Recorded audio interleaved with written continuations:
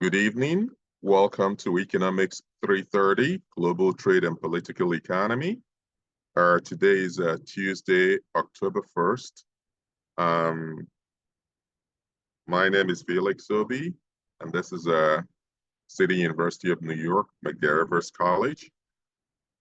Today, we're going to go through, have an overview of our term paper. As I hope you now know, the term paper became available at 12:01 a.m. Monday, September 30th. That was yesterday. And the due date is Thursday, October 10th, 2024. And the reason, of course, as I hope you've also noticed, why it's due on Thursday and not Friday is because Friday is no class. And I cannot have you doing work on a day that has no class. And of course, we also do not have class on Monday, October 14th. Something else to note. The term paper is in lieu of a midterm. So this will be the class's equivalent of the midterm.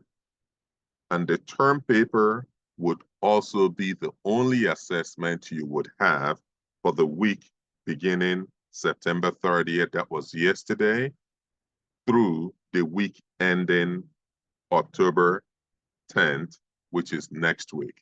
So for the next 2 weeks, this will be the only assessment you would have.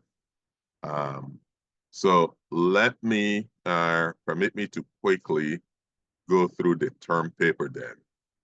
So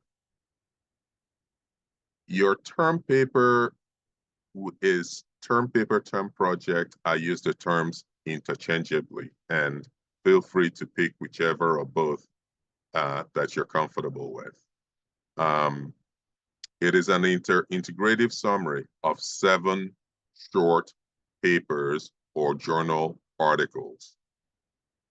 These papers may be from an academic source or current news or international trade issues and political economy policies from anywhere in the world.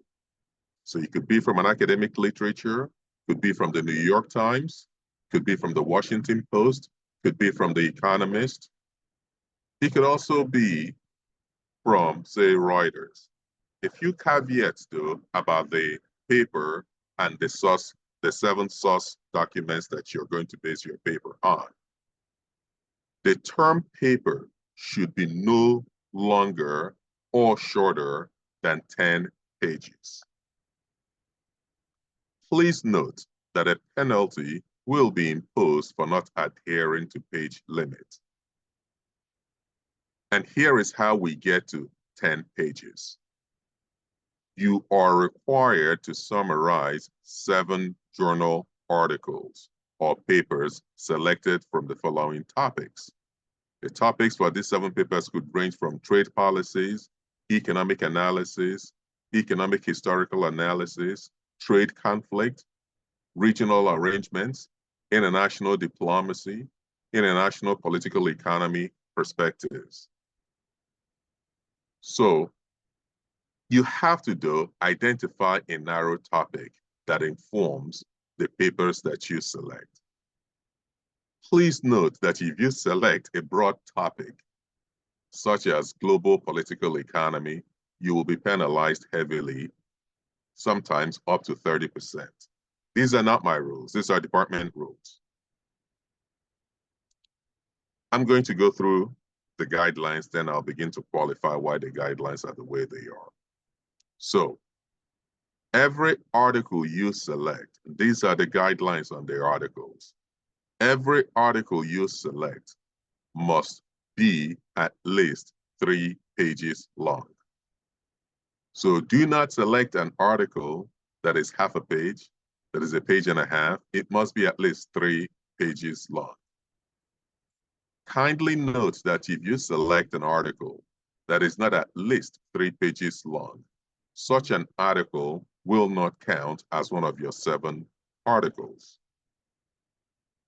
So now, let's discuss the structure of your term paper. and again, how you structure it to get to 10 pages. The first page of your term paper is the title page, which of course would include your name, the name of our class, my name, semester, and date. The next page would be a one-pager, an integrative summary that integrates why it draws a line across the 7 articles. So you have to give context to why you pick the 7 articles, what you think the 7 articles reflect. For instance, if the 7 articles that I picked would be, let's say, for instance, trade conflict between US and China, trade conflict between the EU and US, and yes, there are trade conflicts between EU and the US. Go look up chicken. And those are 2. Or maybe also we pick out trade conflict between China and Australia. So those are 3 papers. I could pick a 4th if I were you as an example, and you don't have to go through this route. I'm just trying to give context to what an integrative summary is supposed to achieve. So now 3 papers that I pick is trade conflict between the US and China, trade conflict between the US and EU, and trade conflict between Australia and China. Those are 3. The 4th one could be on the European Union. What kind of regional trade agreement is it?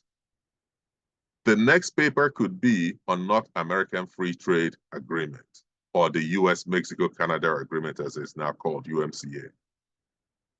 The third the 1, 2, 3, 4, 5. The 6th paper could be on, say, CARICOM. What is CARICOM? As an example. The 7th paper could be AFTA, which is Africa Continental Free Trade Agreement, which is the African equivalent of CARICOM. The reason I will pick these papers that seem disparate will be to demonstrate that trade tensions do exist, and it can lead to a zero-sum game. And as evidence of trade sanctions and their economic consequence, I have provided a paper on trade dispute between the US and China, trade dispute between the US and the European Union, and trade dispute between the China and Australia. These challenges, as highlighted in these 3 papers, are a major reason why, in addition to the World Trade Organization, regional trade agreements exist. These regional trade agreements are intended to address the challenges and tensions that come from international trade, despite the robust nature of the World Trade Organization.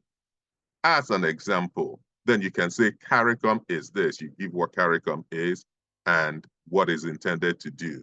USMCA is this, and this is what is intended to do, so that you can better explain why trade tensions still exist, despite the World Trade Organization, as we now know, hopefully, is more robust than General Agreement on Tariffs and Trade. And you can now say that I'm providing these other papers on regional trade agreements to bolster the ameliorating value of regional trade agreements in support of the broader global World Trade Organization. That's one way that I can go. So that would give you your integrative summary, which cannot be more than 1 page. So now you have 2 pages so far. You have your title page and you have your integrative summary. Now, that means you have 8 more pages. Your next 7 pages, each of them would be a summary of the 7 papers you picked for your term project. And Each page, you will give a summary of what the paper is about. This summary cannot be more than 1 page long, and it has to be at least 3/4 page long. So we want enough detail to understand the logic, but not too much detail that you begin to add fluff, if that means anything. So by the time you dedicate a page each to each of the 7 articles you picked, when you add those 7 pages to the integrative summary, that's 8, and then you add the title page, that's 9. That means you have 1 more page left. That 1 more page would be your annotated bibliography, where you list the papers, your 7 papers, with a link on how I can find them or any reader can find them. This is how I'm able, for instance, to confirm that the papers are at least 3 pages long. Each of the papers are at least 3 pages long, as well as reading to understand that your summary of the paper really truly reflects what the paper is about. And by the time you do complete the annotated bibliography, you're going to be at 10 pages on the nose. And that's it. Really this simple. Now, I can see, and I gave you in a separate posting, I said I'm agnostic whether you want to use APA or MLA. I just want consistency.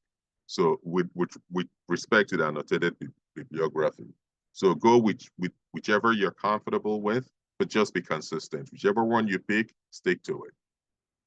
Now, a few points. I know that, and this is why this is a video and you can go back and watch it. This may sound a little convoluted at first blast. I get that. There is a little bit of method to the madness, though. The big takeaway is that this will force you to read articles that has to do with global trade and political economy. As you read, there is latent knowledge that is being retained, in addition to the active knowledge that you're going to use for your paper. The second critical takeaway, which is also a critical skill, is the ability to write at a 300 level class, grammatically correct and syntactically correct sentences. The third critical skill is an ability to follow instructions. So whether you're at work or you're at school, you're going to be given projects. And the ability to listen, internalize the ask, and then produce the work that will satisfy the ask is a critical skill, whether in class or at work or in life generally. Now, this is not a gotcha exercise. It is really an exercise that is supposed to bring out the best out of every student. And that is the hope and expectation. So with that, I am going to stop the video and then the recording, sorry, and then take questions.